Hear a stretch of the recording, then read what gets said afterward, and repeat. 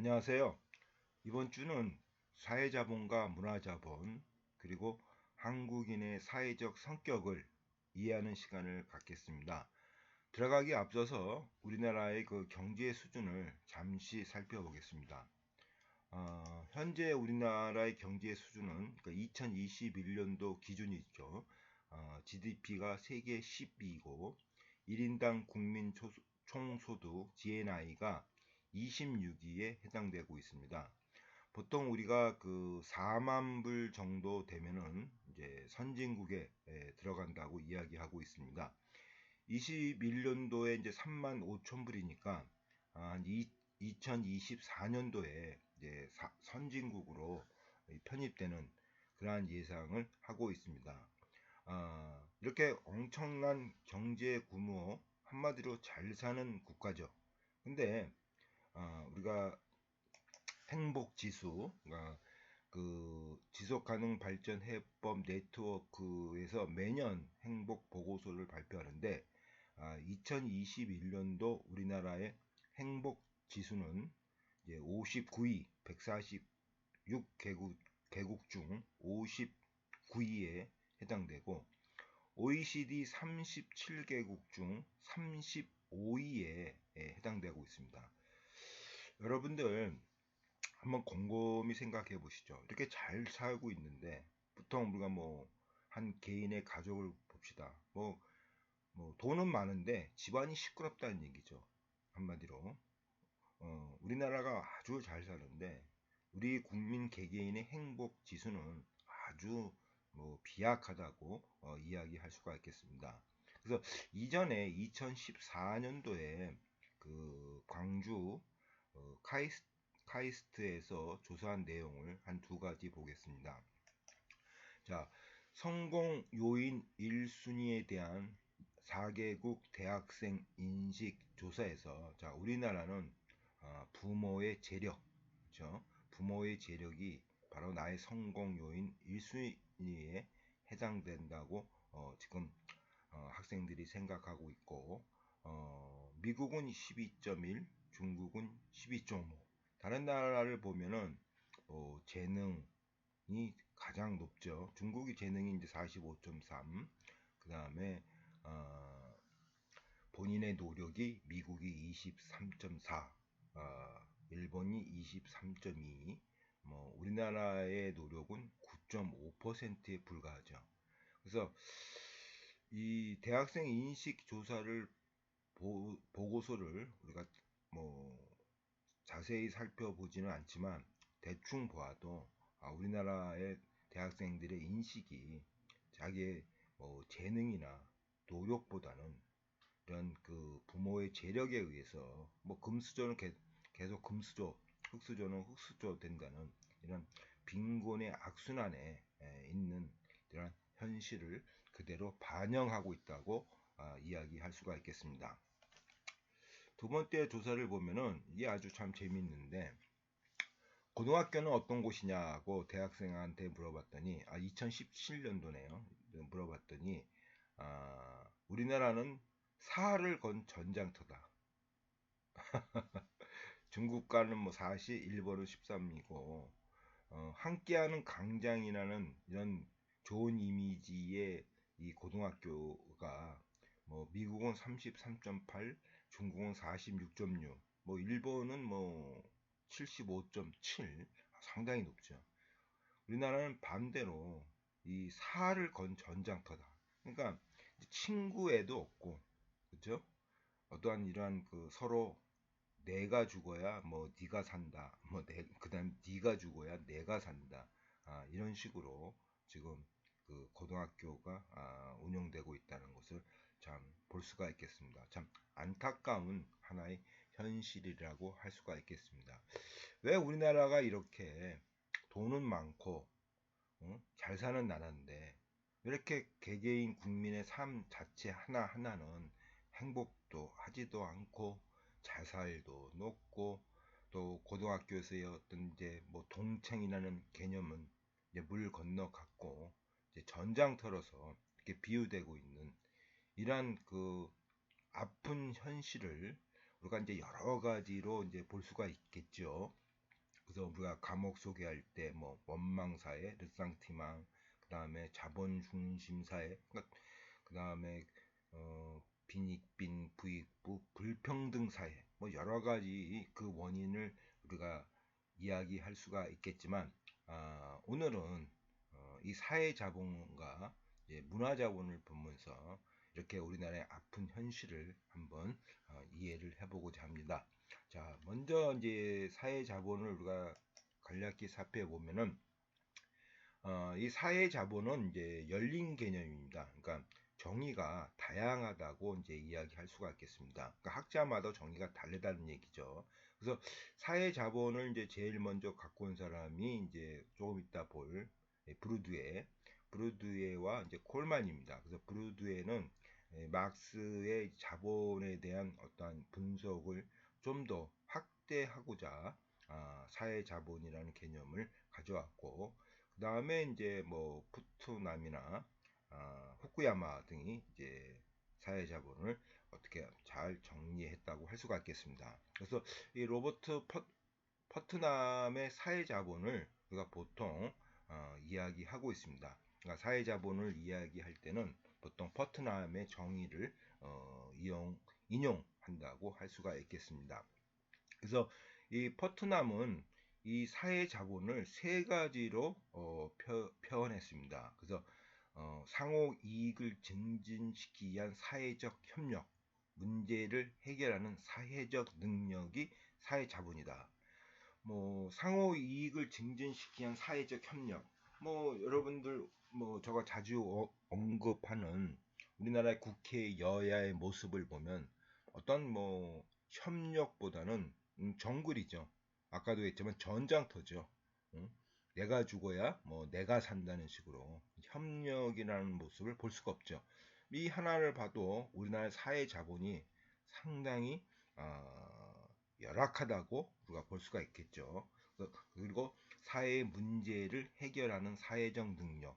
저희는 뭐 각종의 문제들이 다 뒤로 가고 있죠. 지금 뭐 해결할 수 있는 능력이 안 되니까 다 뭐 뒤로 그냥 뭐라 그럴까, 뭐 국회에 비하면은 뭐 상정에 끝나라고 볼 수가 있죠. 여러 가지 뭐 문제가 있지만 이런 것을 하나에 해결할 수 있는 능력이 상당히 열악하다고 볼 수가 있겠습니다. 어찌되었든 대한민국이 이렇게 잘 사는 나라고 뭐 선진국의 이제 반열에 들어서고 있지만 이렇게 우리가 그죠? 힘든 생활을 보내고 있는 것은 사회 자본이 매우 열악하다는 것에서 우리가 찾을 수가 있겠습니다. 그래서 이 퍼트남은 사회 자본을 네트워크, 규범, 그리고 사회적 신뢰 등으로 구성된다고 이야기하였고, 뭐 다 나쁜 것은 제일 뭐 우리나라죠. 미안합니다. 어찌되었든 우리나라의 사회 자본은 OECD 32개국 중 29위, 아주 뭐 바닥이죠. 뭐 바닥이라고 여러분들이 생각하시면 되겠습니다. 한마디로 정당 간의 사회적 협력, 개인 간의 사회적 협력, 그다음에 문제를 해결하는 사회적 능력, 이런 것이 아주 뭐 열악하다고 볼 수가 있겠습니다.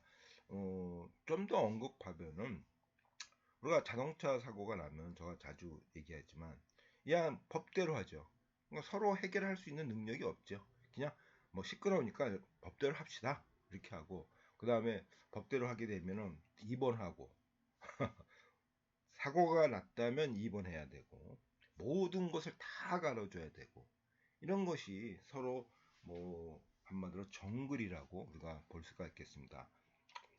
하여튼 뭐 안타까운 현실을 제가 뭐 언급해서 여러분들의 마음을 또 아프게 하고 있어서 미안합니다. 어찌되었든 그러나 그 현실을 직시해야 되니까요. 그래서 퍼트남이 이야기했던 뭐 네트워크, 규범, 사회적 신뢰를 간단하게 살펴보겠습니다. 자, 퍼트남이 얘기한 이 네트워크는 이제 공론장이라고 할 수가 있겠습니다. 그래서 하버마스의 생활세계의 신민화, 공론장의 재봉고나 하면서 하버마스가 언급했죠. 그래서 퍼트남이 얘기하고 있는 네트워크는 공론장이라고 여러분들 이해하시면 되겠습니다. 그래서 공론장이란 것은 그야말로 공적 논쟁과 토의의 장이다. 그래서 하버마스는 이제 유럽을 빗대어서 뭐 카페 이런 식으로 언급했지만 저희 나라는 뭐 포장마차, 그다음에 택시 이게 다 공론장이죠. 뭐 택시 타면 다 한마디씩들 하시니까요. 그래서 하여튼 이런 그 민주적 참여와 민주적 과정이 아주 필수적이다. 그래서 사회가 잘 운영이 돼야 되려면 이 공론장의 의견이 이제 국회로 들어가야 되죠. 그렇죠? 국회에 들어가서 거기서 이제 그 공론장에서 이야기했던 얘기 국회에서 서로 해결을 해야 되지만 저희 나라는 뭐 공론장의 형성도 미약하고 다시 얘기해서 국회로 들어가는 이러한 그 뭐 메커니즘이니까 그것이 상당히 미약하고 또 들어가서도 협력이 되지 않고 서로 뭐 용과 호랑이 싸움처럼 싸우기만 하고 이제 그렇다는 얘기죠. 그래서 이 공론장이 우리나라는 상당히 빈약하다고 이제 볼 수가 있겠고 퍼트남은 그 볼링 언론 혼자 치는 볼링이라는 이러한 책 속에서 이제 미국의 공론장도 상당히 약화되고 있는 모습을 이야기하고 있습니다. 그래서 미국은 이제 공론장이 이제 사람들이 많이 모여가지고 서로 이야기하고 이랬지만 이러한 곳이 이제 유럽은 카페 중심이지만 미국은 이제 볼링 중심이라는 얘기죠. 근데 이런 볼링이 하나의 공론장 역할을 했지만 이것이 이제 사라지고 있다는 것을 이제 비유하면서 혼자 치는 볼링이라는 이러한 책 속에서 공론장이 점점점 악화되고 있는 미국의 모습을 그리고 있다고 여러분들은 이해하시면 되겠습니다. 자, 두 번째로 이제 퍼트남이 얘기한 이 규범입니다. 뭐 규범은 여러 가지도 해석할 수가 있죠. 뭐 법이죠. 한마디로 법이죠. 저희 나라는 법이 뭐 사람의 뭐 따라서 각기 결과가 틀려지죠. 힘이 있는 사람은 뭐 피해 나가고 힘이 없는 사람은 뭐 한마디로 잡히고 뭐 할러데이 영화처럼 무전 유죄 유전 무죄라는 얘기죠. 그러니까 규범이라는 것이 일률적으로 모든 사람한테 똑같이 적용이 돼야지만 여러분들 가만히 보십시오. 지금 뭐 대통령이 당선이 되고 여러 가지 대통령 그다음에 경쟁자들의 갖고 있는 그런 문제점이 그냥 흐지부지 그죠? 흐지부지 일반이 힘이 있을 때와 힘이 없을 때 그다음에 똑같이 적용이 되지 않고 그 힘에 의해서 그 관점 잣대가 달라지는 것 이런 것을 모든 것이 이제 그 국민들이 보고 있고 이것이 규범이 지켜지지 않는다는 얘기죠. 모든 사람이 법 앞에서 평등하다고 하여야 하는 이 말이 우리나라는 힘이 있는 사람 앞에서만 평등하다고 국한돼서 적용되고 있다는 얘기죠. 그러니까 규범이 인류적이지 않다. 이런 인류적이 않은 규범들이 점점점 사회 아래 부분에 내려오면서부터 문제가 많이 일으키고 있는 거죠. 그래서 어떤 규범도 우리가 인륜적이지 못하다. 모든 사람이 법 앞에서 평등하지 않고 유전무죄, 무전유죄. 여기서 뭐 돈이라는 것은 경제와 권력이 포함된다고 볼 수가 있겠습니다. 제가 이제 이 규범하면서 그 이제 플렉시빌리티라는 이제 덴마크의 고용복지제도 이거 어떻게 보면 이것도 규범입니다. 그래서 우리가 배웠던 신자유주의 시대의 경쟁, 노동시장의 유연성, 플렉셔블과 그 다음에 그 고용, 그래서 어떤 안정이라는 이런 것을 이제 동시에 이야기하고 있는 고용시장의 유연성과 안정성, 그러니까 시큘러티죠. 이 시큘러티를 이제 합성을 해서 덴마크의 고용복지제도입니다. 이것을 우리가 이제 플렉셔빌리티라고 이야기하고 있습니다. 그래서 기업에게는 해고의 자유를, 노동자에게는 경제적 지원 및 직업 훈련을 적극 제공하는 특징을 가지고 있다. 그래서 플렉셔빌리티와 시큘러티의 합성어로서 노동시장의 유연성을 갖추면서도 사회 안전망을 확충해 안정성을 동시에 추구하는 고용복지제도다. 이런 것도 규범에 포함된다고 할 수가 있겠죠. 그래서 제가 전번 시간에도 이야기했죠. 스웨덴은 구조조정을 이제 겪으면은 저희 나라는 사할이죠. 이런 그 안정성이나 이런 그 시큐리티나 고용복지 개념이 없기 때문에 저희 나라는 구조조정 해당이 되면은 사활을 걸고 뭐 쌍용 자동차에서 우리가 봤지만 여러분들이 자살을 하시고 아주 격렬한 투쟁을 하고 있죠. 왜? 안정성이 없기 때문에. 우리가 어저께 발표한 그 고시원 사시는 그 어떻게 보면 어려우신 분들이 갈 데가 없다. 그러면서 한 달 동안 점검하고 그다음에 어저께 자살로서 마무리하는 그러한 그 아픈 현실을 우리가 봤습니다. 그러니까 이 규범이라는 것은 이제 그런 분들이 한마디로 이주 대책에 대한 이런 복지 제도가 잘 돼 있으면은 굳이 이렇게 뭐 사활을 걸고 투쟁을 안 하죠. 이런 제도, 복지 제도라는 규범이 없다는 얘기죠. 한마디로 전장터죠. 떨어지면은 죽는다는 그런 개념이 이제 지배하는 이런 대한민국이라고 볼 수가 있겠습니다. 그래서 말이 이제 3,000% 빠졌지만 그 스웨덴에서 제가 이야기했듯이 이제 구조 조정이 되면은 급여의 80%가 1년 동안 보장이 되고 그 사이에 이제 재교육을 통해서 새로운 직업을 이제 갖는 거죠. 이러한 복지 제도가 잘 돼 있기 때문에 뭐 굳이 뭐 구조조정되면 저희 나라처럼 사활을 거는 이러한 모습이 나타나지 않는 거죠. 이것을 이제 덴마크가 제일 먼저 시행을 했습니다. 그래서 덴마크의 이런 고용복지 제도를 유연성, 그러니까 노동시장의 유연성, 기업이 뭐 자유스럽게 그 유연하게 해고할 수 있는 법도 보장하고 거기서 이제 떨어지신 사람들은 국가가 보조해주는 어떻게 아주 뭐 이상적인 형태라고 이제 볼 수가 있겠죠. 그래서 이 플렉셔비러티라는 제도가 덴마크에서 운영되고 이것이 유럽으로 점점점 퍼져 나가고 있다고 우리가 볼 수가 있는 거죠. 그러니까 이러한 것이 우리 행복 지수를 높이죠.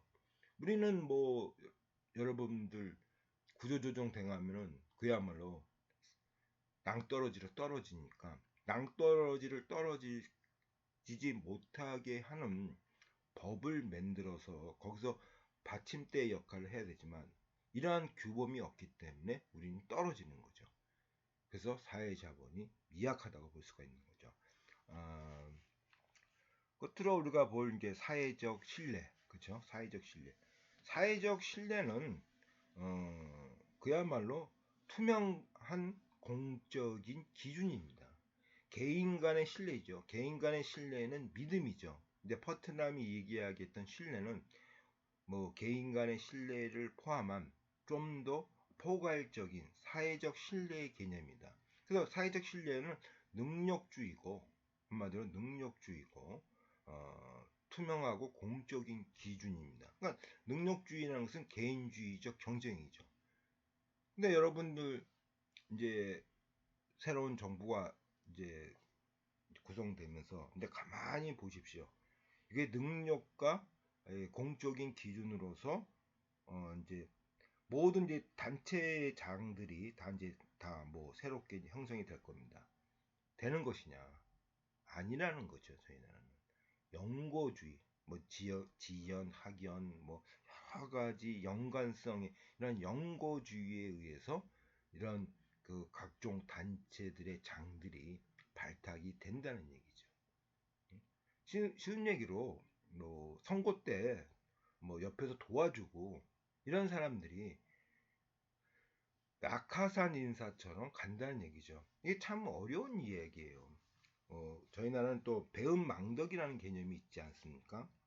은혜를 모른다. 또 은혜를 입었잖아요. 어쨌든 또 이런 사람을 또 무시하면은 이 배은 망덕이라고 생각해가지고 참 뭐 성공했더니 사람이 달라졌다 뭐 이런 말도 이제 저희가 들을 수 있는 거고.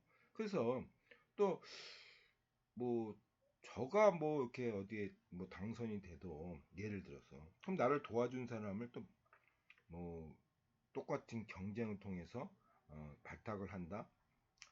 참 어려운 면은 좀 있을 것 같아요. 그래서 이것이 적절하게 비율을 맞추는 것이 바로 지도자의 하나의 리더십이 아닐까 이런 생각이 좀 듭니다. 그래서 지도자가 이렇게 적절하게 뭐 연고주의 문제도 생각하고 또한 이 사회적 신뢰도 생각하면서 적절하게 조화스럽게 어떤 변증법처럼 이런 뭐 정과 반이죠.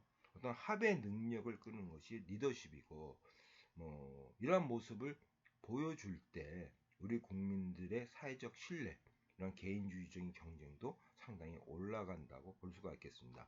뭐 이 개인주의적 경쟁에서 볼 때 우리가 취업 전선에서도 한 5월 4일이니까 한 2주 전에 그 신문에 나온 거 보면 남자니까 뽑았다. 면접에서 그 점수가 낮았지만 남자이기 때문에 많이 뽑는다. 이렇게 또 이렇게 발표된 걸 볼 수가 있습니다. 이것도 개인주의적 경쟁에서 벗어나는 거죠. 성에 의해서 경쟁이 벗어나는 명고주의와 비슷한 성격이죠. 그래서 이런 사회적 신뢰, 투명한 공적인 기준,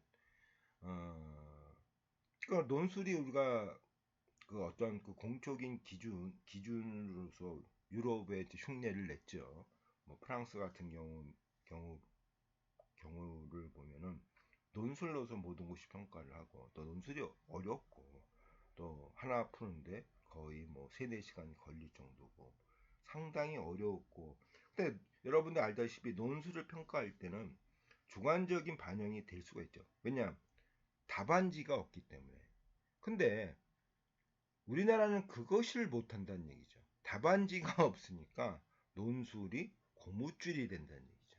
프랑스는 똑같은 논술을 봐도 모든 국민이 인정을 한다는 얘기죠.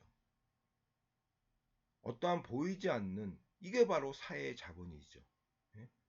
공정하게 평가를 한다. 그 다음에 이러한 그 논술에 있어서 어떠한 그 모든 사람이 믿을 수 있고 이러한 어떤 사회적 협력의 어떠한 그 보이지 않는 메커니즘 이런 것이 있기 때문에 논술이 어떠하게 뭐 부정적인 면이 없이 운영되지만 저희 나라는 그렇지가 않죠. 이런 그 연고주의 뭐 여러 가지 투명한 공적인 기준 이런 것이 사회적 자본이 미약하기 때문에 저희 나라는 논술로서 평가한다는 것은 상당한 제약을 갖고 있습니다. 이런 것이 바로 있는 것처럼 있는 것 같지만 보이지 않는 것. 이게 사회 자본이에요. 뭔가 사회적 문제를 해결할 수 있는 능력, 논술로서 평가하는 그런 사회적 능력이 유럽은 있는데 특히 프랑스는 있습니다. 근데 저희 나라는 없다는 얘기죠. 없다. 왜 그러냐? 그것이 바로 사회 자본이고 이러한 이 개인주의적 투명한 공적인 기준이 정착되어 있지 않기 때문에 논술로서 대학을 평가한다는 것은 상당한 제약이 있다. 그래서 한만 좋으면 뭡니까? 나한테 맞지가 않는 거. 우리가 그렇지 않습니까? 눈에 맞춰서 교육을 해라. 마찬가지예요. 교육부도 눈에 맞춘 우리나라의 현재 위치에 맞춰서 어떠한 교육 제도를 운영해야 되지만 좋다고 해서 무조건 갖고 오면 우리 그게 됩니까? 엇박자만 일어나는 거죠.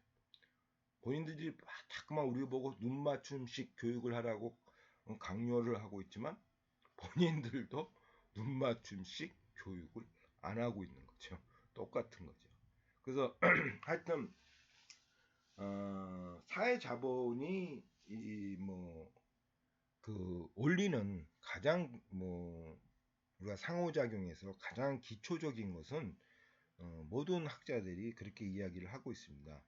이런 그 지금의 우리 수업 방식 일방적이죠. 수직적 교수에 의한 일방적인 수업 방식에서 빨리 벗어나야 된다.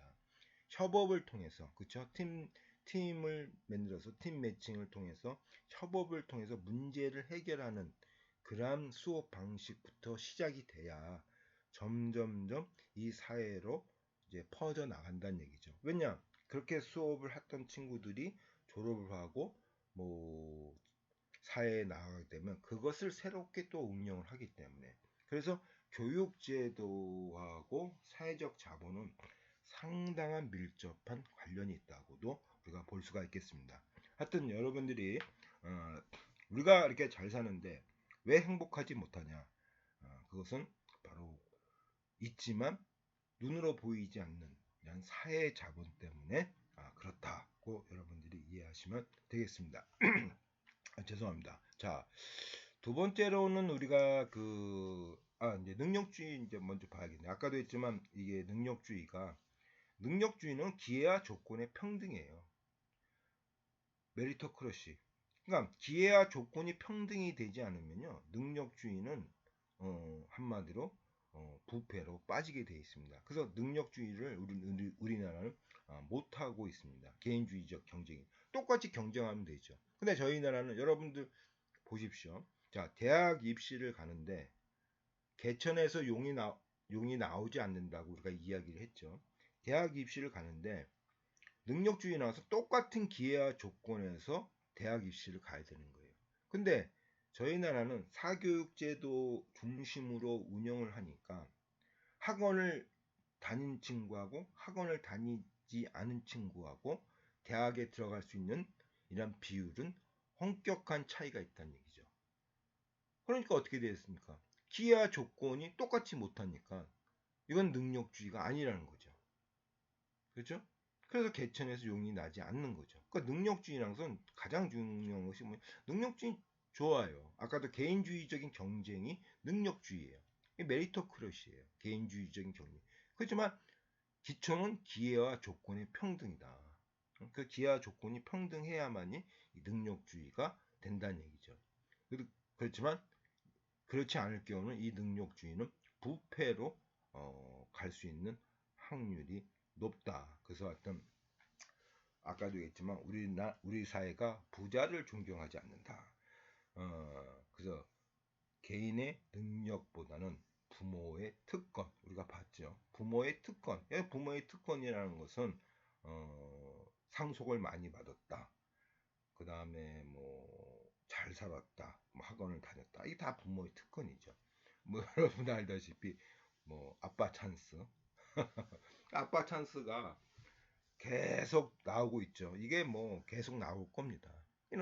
이런 아빠 찬스라는 것이 이게 개인주의적 경쟁이 아니죠. 그러니까 이런 아빠 찬스라는 것이 이런 것이 능력주의를 방해하고 있는 거죠. 능력주의 자체는 좋아요. 근데 우리나라 같이 아까도 했지만 현실에는 맞지 않죠.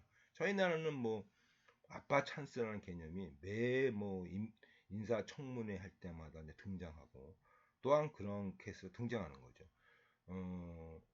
내가 그분한테는 이야기하지만 우리가 보통 교수들이 자기 친인척이나 자녀의 수업을 들을 때 신고하게 되는 것이 의무적이에요. 왜?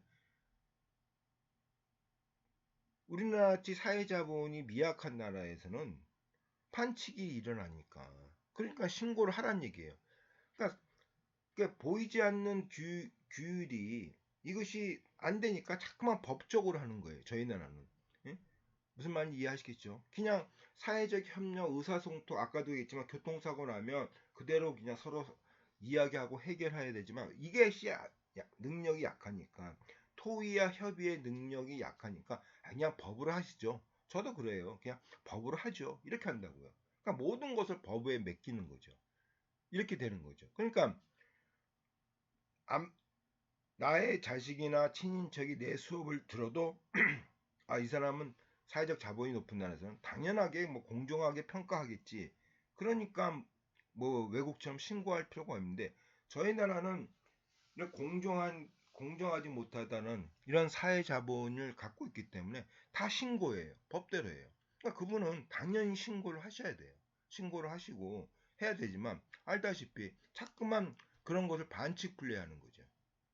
조그만 규칙을 어기시고 이것이 큰 규칙까지 이게 연결된다? 저는 조금 의아점을 갖고 있어요. 그러니까 하나 작은 규칙을 지키고 그 다음에 큰 규칙을 지켜야지 하나하나 이렇게 반칙 플레이하는 것이 모르겠어요. 뭐 뭐 좋다고 하시는 분도 있지만 저 개인적으로는 뭐 반대입니다.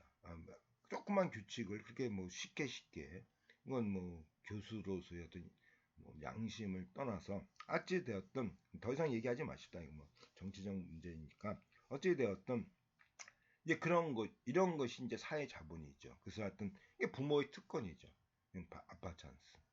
그러니까 그래서 이 능력주의, 개인주의적인 경제 그 자체는 좋지만 아까 현실에 맞지 않을 때 기회와 조건의 평등이 이루어지지 않을 때 이 능력주의는 부패, 그러니까 영고주의로 빠질 수 있는 경향이 높다는 것을 우리가 알 수가 있겠습니다. 자, 두 번째로는 이제 그 문화자본을 한번 보겠습니다. 그렇죠?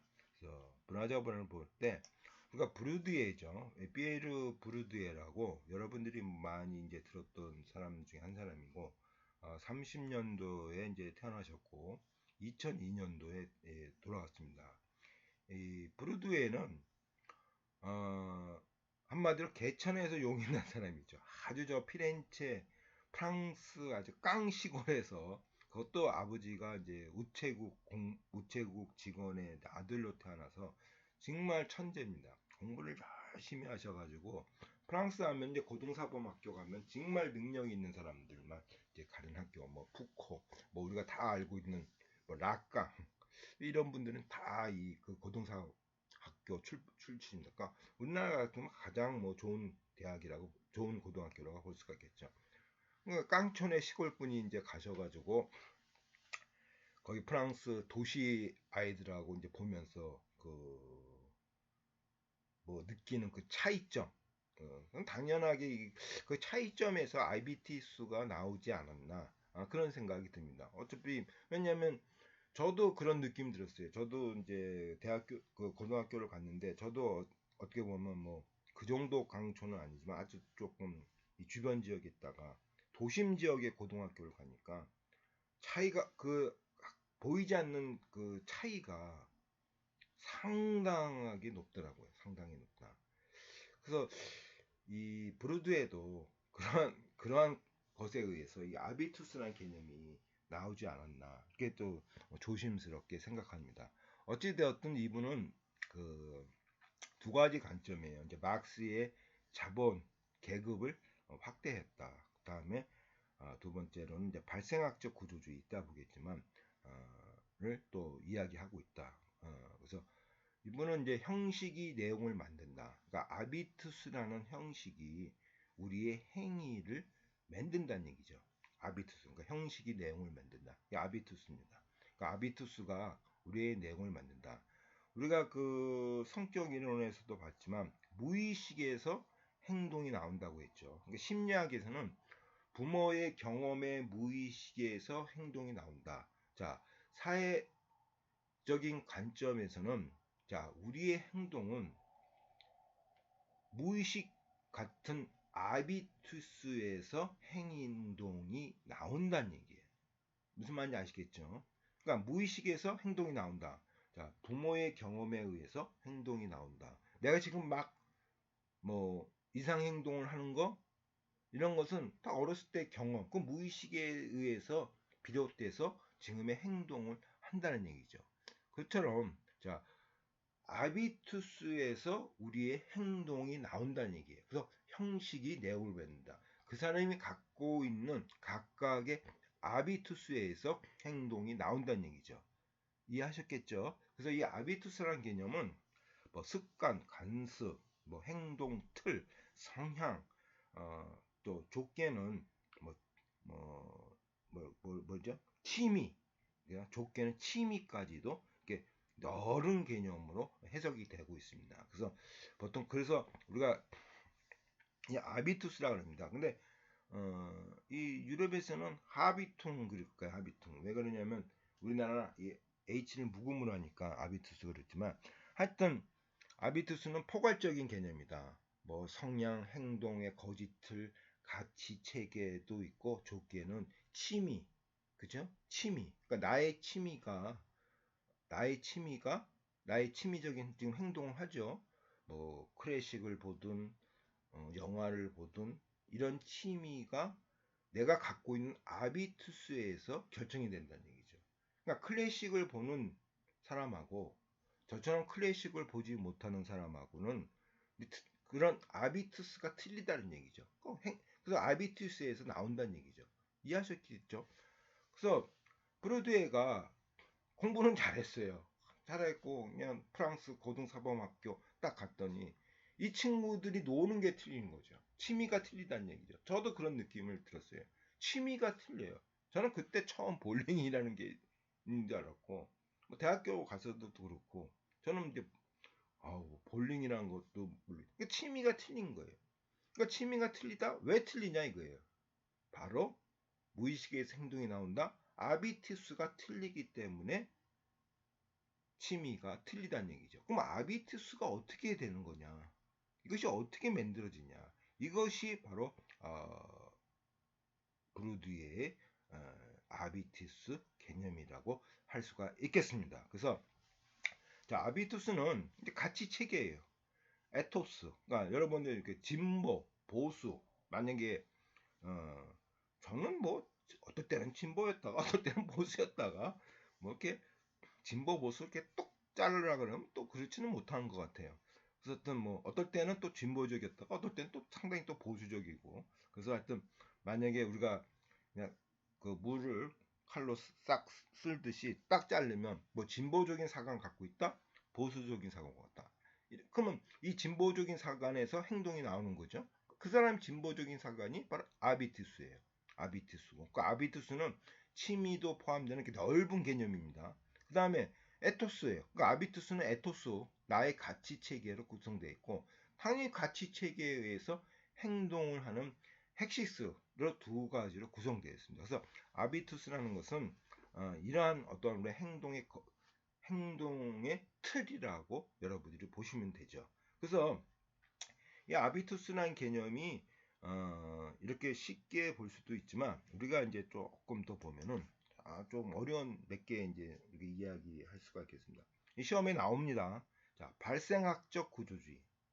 발생학적 구조주의라는 것은 이제 코나투스입니다. 코나투스. 자, 여러분들 기억하셔야 돼. 코나투스. 이 코나투스는 마키아벨리가 처음으로 이제 사용한 개념입니다. 그러니까 간단하게 해서 구조를 변화시키는 힘. 이게 코나투스예요. 그러니까 브루드웨이가 아비투스에 의해서 자, 아비투스가 나의 행동에 영향을 주죠. 그렇죠? 아까도 했지만 클래식을 보는 아비투스 틀이 있고 저처럼 클래식을 못 보는 그러니까 영화만 보는 그러니까 이런 아비투스 틀이 있다. 그렇죠? 이 아비투스 틀에서 행동이 나온다. 그러니까 행동에서 뭐란 얘기예요? 아까 얘기했죠? 그 형식이 내용을 만든다. 그렇지만 자, 여러분들 가만히 보세요. 예전에 골프라는 취미는 정말 상류층의 하나의 취미였죠. 근데 골프가 지금 중산층 사람들 다 쳐요. 그렇죠? 그러니까 저 같은 사람들 다 골프 친다고요. 취미가 변화된 거죠.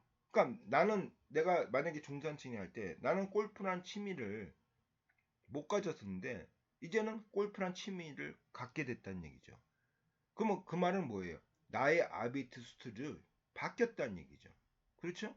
아비투스가 나의 행동에 영향을 주지만 자, 우리가 처음 시간에 얘기했죠. 구조가 나한테 행동에 영향을 주지만 이 구조를 바뀌는 힘은 바로 나라는 거예요.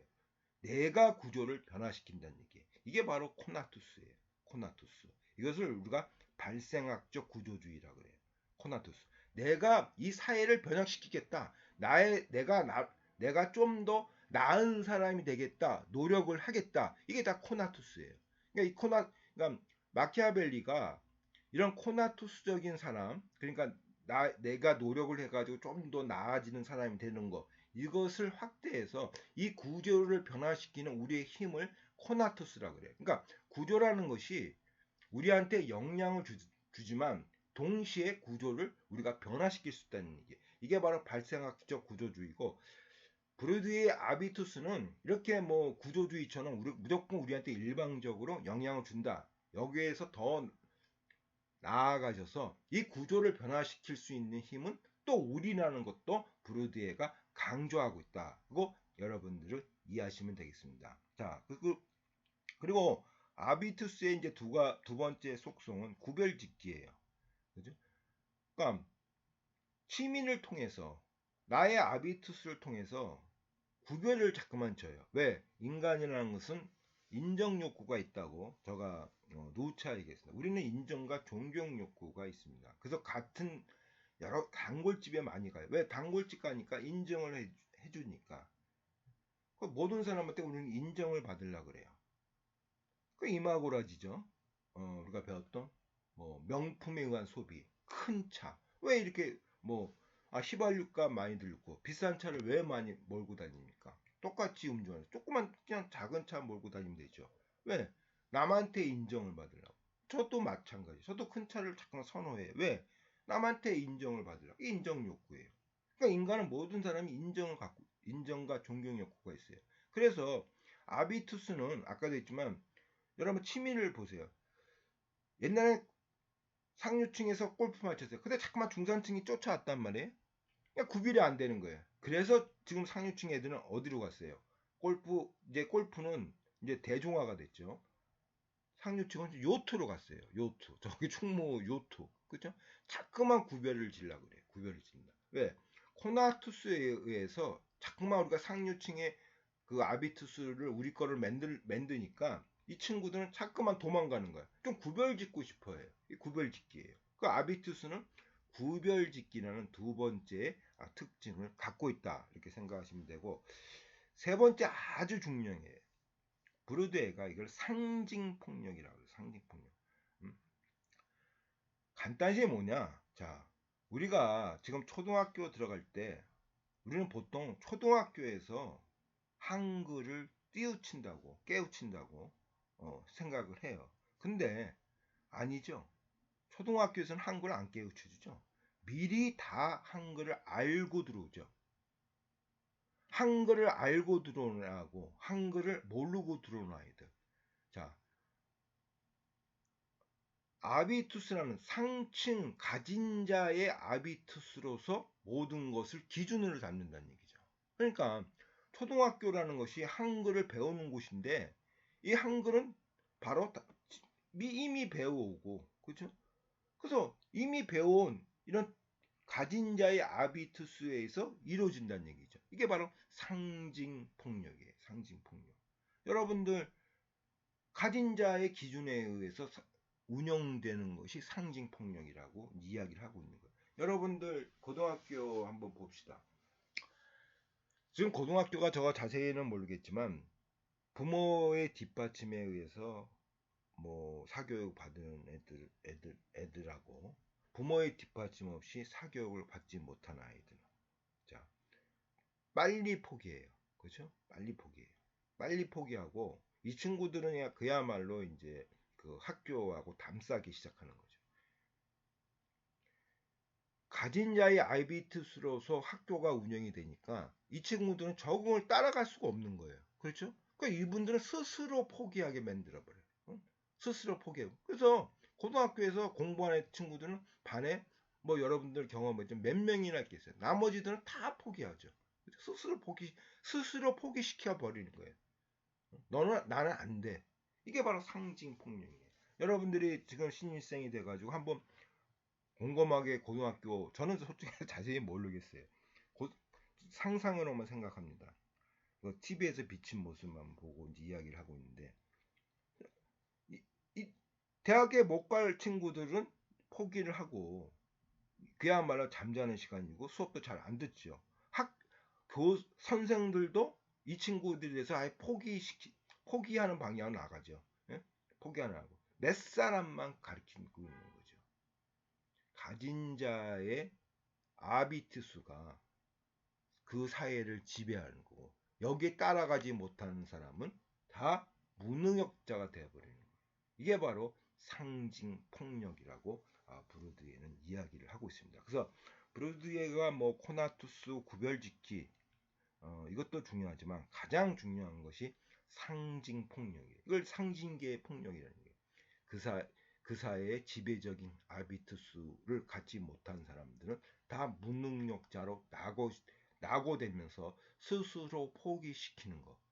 이것이 아비투스가 갖고 있는 세 번째 중요한 속성, 바로 상징 폭력이라고 할 수가 있겠습니다. 자, 그래서 아비투스는 뭐 개인적이고 자연적인 것이 아니라 아까도 했죠. 뭐 취미, 취향 등은 사회적 위치, 계급에 의해 후천적으로 길러지는 성향으로 가족 교육 수준을 반영한다. 그러니까 아비투스라는 개념이 쉽게 해서 아비투스가 좁게 보면 취미, 취향이라고 그랬죠. 나의 취미, 취향은 이게 개인적인 것 같아. 그렇죠? 내가 클래식을 싫어하고 트로트를 좋아하고 이건 개인적인 취미인 것 같지만 이건 개인적인 것이 아니란 얘기죠. 이건 나의 계급에 의해서 결정이 난다는 얘기죠. 나의 계급. 뭐 여러분은 그렇지 않겠어요?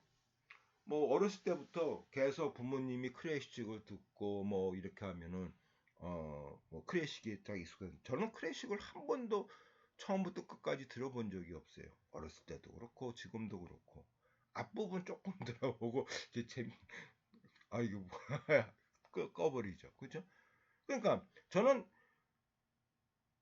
클래식이 뭐 높은 계급이다. 근데 그런 개념이 아니고 만약에 클래식으로 볼 때 어떻게 보면 클래식 그러면은 조금 뭐 잘 사는 사람들이 하는 뭐 뮤지컬 좀 그렇지 않습니까? 그러니까 저는 클래식을 못 들어요. 그래서 트로트가 나한테 맞아요. 그래서 저희 그 뭐야 뭐야 그 블루투스에는 다 뭐 트로트에 거의 트로트고 팝송이 좀 있고 팝송도 저는 좀 싫어해요. 무슨 말인지 모르니까. 그래서 하여튼 트로트를 좋아하는데 이러한 개인적인 취미 아비투스가 좁은 의미의 아비투스가 이런 취미가 이게 내 개인적인 것이라고 생각하지만 여러분들이 골프를 좋아하고 볼링을 좋아하고 이런 것이 나의 개인적인 것이라고 생각하지만 아니란 얘기죠. 그것은 우리의 계급에 의해서 나의 교육과 가족 수준에 의해서 결정이 난다는 거 이제 브루드에가 이야기를 하고 있는 겁니다. 그래서 이 브루드에는 이 계급의 기준을 확대했어요. 그러니까 여러분 이제 계급과 계층을 약간 보겠는데, 계급은 우리가 배웠던 막스의 그 계급론이에요. 그러니까 생산 수단을 가진 사람은 자본가, 부르주아지, 생산 수단을 갖지 못한 사람은 프롤레타리아, 노동자. 딱 계급이 이렇게 두 가지로 막스는 구분된다고 이야기를 했어요. 이게 계급이에요. 계층은 상중하예요. 계층은 이제 베버의 그 계층 개념입니다. 그러니까 계층은 세 가지 개념이 보여요. 지위, 권력, 계급. 지금 얘기한 막스의 뭐 돈 있는 사람 계급이고, 그다음 권력, 그렇죠? 정치의 권력, 그다음 사회적인 명예, 지위. 이것이 세 가지 변수를 통해서 상류층, 중류층, 하류층이 결정이 나는 거예요. 그래서 계급은 여러분 알다시피 계급은 생산 수단을 가졌다 자본가. 나같이 생산 수단을 갖지 못했으니까 노동자. 노동자 중에서 좀 더 생산 수단을 갖지 않지만 노동자를 지휘하는 뭐 감독, 그다음에 교수, 선생 이런 사람들 뭐 화이트 칼라, 그렇죠? 화이트 칼라 그리고 뭐 유뿌띠 부르주아, 올드 뿌띠 부르주아, 그러니까 구중간 계급, 신중간 계급. 그러니까 뿌띠 작은 자본가라는 얘기. 뿌띠가 작다지 않습니까? 작은 자본가 계급. 이렇게 뭐 네 가지로까지도 계급을 구분할 수가 있어요. 근데 계층은 여러분들 보세요. 자, 지금 윤석열 대통령이 권력은 상당히 높아. 그렇죠? 권력은 높아. 근데 계급으로 볼 때는 돈은 그렇게 많지가 않은 것 같아. 그렇죠? 그러니까 지위는 명예는 모르겠어요. 명예는 뭐 그분이 높다 낮다 그거는 모르겠어요. 뭐 그건 뭐 각각 개인의 가치관의 문제니까. 그렇죠? 그러니까 한 사람이 지위, 권력, 계급을 동시에 가질 수는 없죠. 그 계층이라는 개념은 그냥 없는 개념이에요. 계급이라는 것은 실제적인 개념, 정말 우리가 어떤 하나의 대상으로서 접근할 수 있는 이 개념이지만 계층은 그냥 상상적인 개념이에요. 그래서 상류층, 중류층, 하류층 이것은 상상적인 개념이에요. 이 세 가지 개념에서 그냥 딱 뭐 한 사람이 상중하로 나누지만 그런 사람이 없죠. 그렇죠? 계급, 지위, 뭐 권력이 다 틀리죠. 그러니까 저 같은 사람이야 뭐 지위는 뭐 교수라서 지위는 높지만 뭐 권력과 계급에 대해서는 또 낮죠. 그러니까 나를 어디다 집어넣을 거예요? 상류에도 집어넣을 거예요, 중류에 집어넣을 거예요, 하류에 집어넣을 거예요. 못 집어넣죠. 그래서 계층이라는 개념은 눈에 보이지 않는 그냥 뭐 형이상학적인 사회의 구분 개념이다 이렇게 보시면 되고 계급이라는 것이 이제 실제적인 개념이에요. 리얼리티죠. 실제적인 개념이죠. 뭐 딱 구분이 되죠. 생산수단이 있는 사람 자본가, 생산수단이 없는 사람 노동자. 자, 노동자 중에서 좀 더 뭐 노동자를 관리 감독할 수 있는 위치에 있는 사람들, 이런 사람들은 유뿌띠 부르주아, 뿌띠 작은 자본가. 그다음에 뭐 자영업자, 여러분들은 생산수단도 갖고 있지만 본인이 동시에 노동자일 수도 있고, 그래서 이 사람들은 뿌띠 구중간 계급. 그래서 이렇게 딱 리얼리티, 실체적인 개념이라고 우리가 볼 수가 있겠습니다. 그래서 막스는 생산수단과 유무에 따라서 계급을 구분했고, 여기서 이제 자본이라는 개념이 나오죠. 그죠? 그래서 자본이라는 개념이 나오는데, 자, 브로드웰은, 그러니까 자본이 많으면은 뭐란 얘기예요? 부르주아고, 자본이 없으면은, 그러니까 돈이 없으면은 노동자다. 그러니까 자본에 의해서 구분을 했는데, 브루드에는 아까도 아비투스는 어떠한 계급에 의해서 결정나는데, 근데 이 계급이라는 것이 막스가 봤듯이 단순하게 경제 자본만 있는 게 아니란 얘기예요. 경제 자본만 있는 거. 그러니까 자본의 개념은 확대해요. 여기서 사회 자본이 나옵니다. 그래서 사회 자본을 브루드에가 콜만하고 처음 언급했다. 제가 조금 전에 얘기했죠. 그래서 브루드에는 이 자본을 어, 네 가지로 확대해요. 그래서 뭐 일곱 가지 생활 양식 해가지고 엄격하게는 네 가지고 보통 우리나라는 뭐 일곱 가지 성향 하더라고요. 그래서 경제자본, 그래서 이 자본이라는 것이 경제자본이 있다. 그래서 이게 막스의 뭐 경제죠, 뭐 자본이죠, 뭐 소득, 임금, 이런 경제적 자본. 자, 두 번째 이분이 중요한 것이 문화자본이라는 것이에요. 문화자본. 자, 문화자본은 일정한 조건 하에서 경제자본으로 쉽게 전환할 수 있는 게 문화자본이에요. 일정한 조건에서. 여러분들 가만히 생각해 보세요. 졸업장. 자, 미국을 봅시다. 아이비리그를 나왔냐, 주립대 나왔냐, 일반 대학 나왔냐. 아이비리그 대학 나오면은 바로 뭐 그냥 면접도 없어요. 거기는 아이비리그 나왔다 그러면 바로 취업이 돼요. 경제 자본으로 바로 전환돼요. 이게 바로 문화 자본이에요. 그러니까 문화 자본을 이 브로드웨이는 세 가지로 또 나눴어요. 자, 글, 그림 등 문화적 재화들, 이 객관화된 문화 자본. 여러분들 뭐 어떤 그림은 뭐 몇십억 가잖아요. 우리 경매 시장 가서요. 그렇죠? 근데 예전에는 이 자본가 계급들이, 우리나라 자본가 계급들이 세금을 안 내고 자식한테 증여할 때 가장 많이 사용했던 것이 이 글과 그림이에요. 그림을 사서 그냥 자식한테 준 거예요. 선물로 줬다. 그러면 자식은 이걸 팔아서 돈을 만들잖아요. 증여세, 상속세가 없어지는 거죠. 근데 이걸 막기 위해서 이제 증여세와 상속세를 이제 다시 생성돼. 그러니까 여러분 고등학교 때 그런 얘기 들었잖아요. 영국은 불문율이고, 그러니까 불문 헌법이다. 그러니까 헌법이 없다. 그러니까 알아서 지킨다는 얘기죠. 사회 자본이 높다는 얘기죠. 저희 나라는 알아서 못 지키니까 계속 법을 만드는 거죠. 그렇죠? 그러니까 법 조항이 계속 넓어지는 거예요. 알아서 못 지키니까. 그런 식으로 될 수가 있는. 그러니까 이러한 경우도 상속세 내고 증여세 내고 그러면 되는데 그걸 내기 싫어가지고 그죠? 그림을 사서 또 자식한테 넘기고 이러니까 또 법을 만들어야 되고 근데 이런 악순환이 그 저기 뭐야 반복이 되는 거죠. 어떻게 보면 법치국가 공자님이 그러지 않습니까? 어떻게 이 세상을 다 법으로 사냐? 인의예시 그뭐 4단 7정 4단 인의예지심만 잘 갖추면은 법이 없어도 살 수가 있다. 이렇게 얘기하셨죠. 이게 사회 자본. 그러니까 인의예지심이 어떻게 보면 사회 자본이라고 할 수가 있겠죠. 그러니까 자꾸만 비껴나가니까 법을 만드는 거죠. 어찌됐든 또 다시 삼천포로 저 빠졌는데 자 그래서 문화적 재화들 이게 돈으로 될 수가 있죠. 객관화된 문화자본이다. 졸업장 뭐 아이비리그 나왔냐? 주립대 나왔냐? 이 졸업장. 이 제도화된 문화자본. 뭐 여러분들 뭐 미안한 얘기지만 뭐 서울대학교 나왔어. 스카이 나왔어. 그럼 뭐 그래요?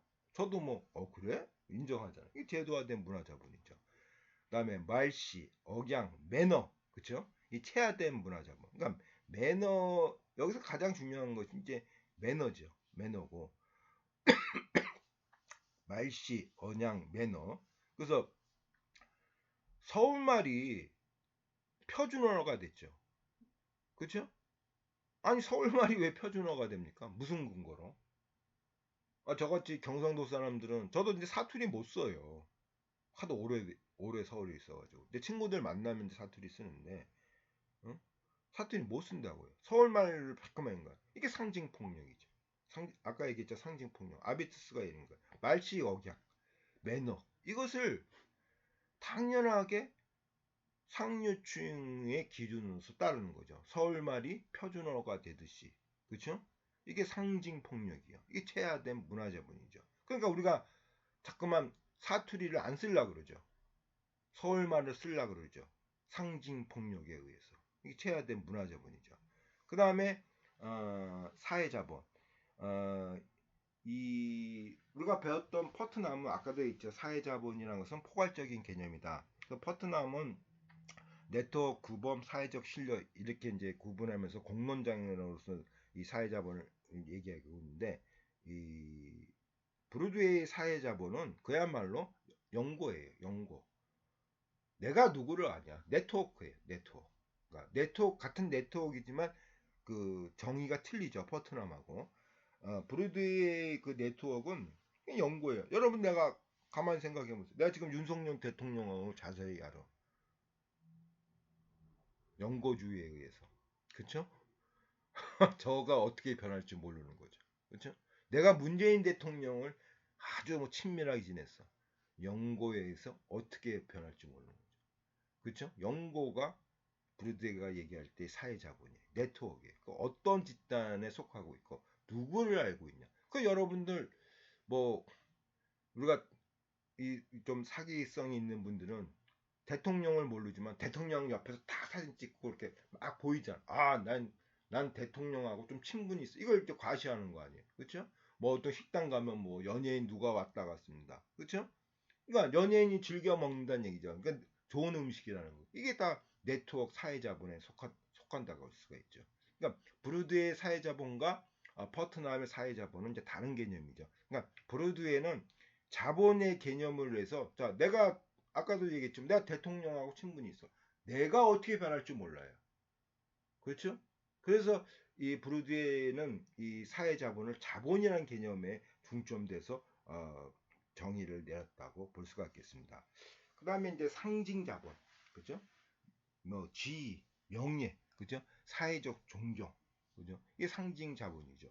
뭐 지금이야 뭐 조국이라는 교수님이 상당하게 좀 낭떠러졌지만 뭐 한 10년 전만 해도 조국 교수님이 하는 이야기는 뭐 거의 뭐 맞다고 생각하고 있고 그렇죠? 10년 전만 해도 또 이분의 그런 명예가 한 번 뭐 연설을 나갈 때 뭐 틀리죠. 받는 내가 나갈 때 어떠한 코스트하고 이분이 나갈 때 코스트가 완전히 틀리죠. 이게 상징 자본이죠. 그렇죠? 뭐 트로트 가수들 뭐 송가인 나갈 때 하고 또 이름 없는 트로트 가수가 나갈 때 그 비용, 이게 상징 자본, 명예, 이게 이 상징 자본입니다.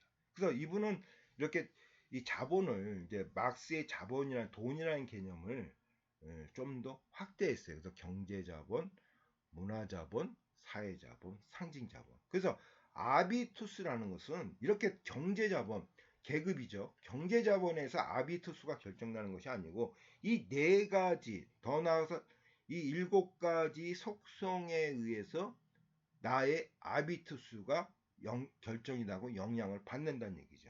그렇죠? 나의 아비투스가 영향을 받는다. 그래서 뭐 돈이 많은 사람만이 뭐 아비투스가 뭐 높고 낮고 그런 것이 아니라 이런 내가 이 자본이 복합적인 과정을 통해서 나의 아비투스를 결정한다 이거예요. 나의 아비투스를 결정한다. 그 이제 이분이 이제 이야기를 했습니다. 자, 끝으로 사회 통합을 우리가 이야기하면서 사회자본과 문화자본의 이야기를 합니다. 자, 아까도 했지만 사회자본이라는 것은 인이예지, 그렇죠? 뭐 공자님의 인이예지, 그 다음에 서로 합의해서 문제를 해결하는 능력이에요. 우리는 갈등이 일어나면 폭력으로 변하잖아요. 그러니까 뭐 부부싸움도 그렇잖아요. 부부싸움이 일어나면 서로 갈등이잖아요. 서로 대화를 통해서 서로 협의하고 이렇게 나가는 것이 그 집안의 어떤 사회자본이 높은 거죠. 근데 여러분들 보세요. 층간 싸움. 층간까지 해도 사람을 죽이는 지금 사회죠? 죄송하지만. 아니, 우에서 좀 통성거려서 서로 좀 합의를 하고 어떻게 해결책을 모색을 해야 되지만 그냥 폭력을 쓰고 나중에는 이제 사람을 죽이는 행위까지도 가고 있고 또 남녀 간의 이런 갈등도 그렇고 하여튼 뭐 사회자본이 우리나라가 없다는 것은 뭐 많은 도처에서 보이고 있죠. 예? OECD에서 왜 29위라는 차지하는 것은 충분한 증명이 상당히 많은 거죠. 해결이 안 된다는 얘기예요, 사회도. 그렇죠? 해결이 안 된다. 그래서 하여튼 이 사회자본을 이제 올리는 길 중에 하나는 물론 뭐 아까 포트남의 뭐 규범이나 네트워크나 사회적 신뢰 이런 것도 볼 수가 있고 이런 것의 기본이 바로 사회 통합이에요. 사회가 통합이 잘 되면은 사회 자본이 올라갑니다. 그래서 사회가 통합이 되려면 사회적 포용 아까도 했죠. 덴마크나 플렉셔빌리티처럼 어떠한 낭떠러지로 떨어지는 수 있는 사람들을 잡아주는 받침대 역할. 우리가 어저께 일어났던 고시원 사람들이 그분이 나가면 죽는 거예요. 갈 데가 없는 거예요. 거기에서만 매달리는 거죠. 그렇죠? 그러니까 이분들을 어떻게 좀 떨어지지 않고 최소한의 인간다운 삶을 살 수 있는 이러한 복지제도. 이게 바로 사회적 포용이에요. 사회적 포용. 복지제도. 어떻게 보면 개인 간의 좀 용서와 배려도 사회적 포용이라 할 수가 있죠. 위에서 좀 나한테 좀 잘못을 했어도 그냥 포용하고 이런 거 이게 사회적 포용이에요. 그 다음에 우리가 오늘 배웠던 사회자본이 다 포함될 뭐 물론 여기서의 사회자본은 퍼트남의 사회자본이고 그 다음에 사회이동성. 그러니까 개천에서 용이 나오는 사회가 돼야 사회 통합이 높다는 얘기예요. 개천에서 용이 안 나온다는 것은 사회 통합이 멀다는 얘기예요. 미국이 이렇게 한번 폭동이 일어나면은 왜 이렇게 격렬하게 일어납니까? 사회 이동성이 낮다는 얘기죠. 그냥 미국이 좋은 나라가 아닙니다. 사회 이동성이 낮다는 나라예요. 그러니까 한번 폭력이 일어나면 아주 한 주가 다 군대까지 파견하게 되는 그런 모습을 보이거든요. 사회 이동성이 상당히 낮은 나라예요. 미국이 보수적인 국가이기 때문에 우리보다 사회적 이동성이 낮아요. 그러니까 이런 것이 다 사회 통합을 하는데 저의 역할을 한다. 그래서 여러분들이 오늘 이 시간에 이 사회자본을 보고 좀 반성할 것은 반성하고 우리가 얻을 것은 좀 얻었으면 좋겠습니다. 두 번째는 요와 비슷한 한국인의 사회적 성격을 이해하는 시간을 갖고자 합니다. 자, 고생 많이 하셨습니다.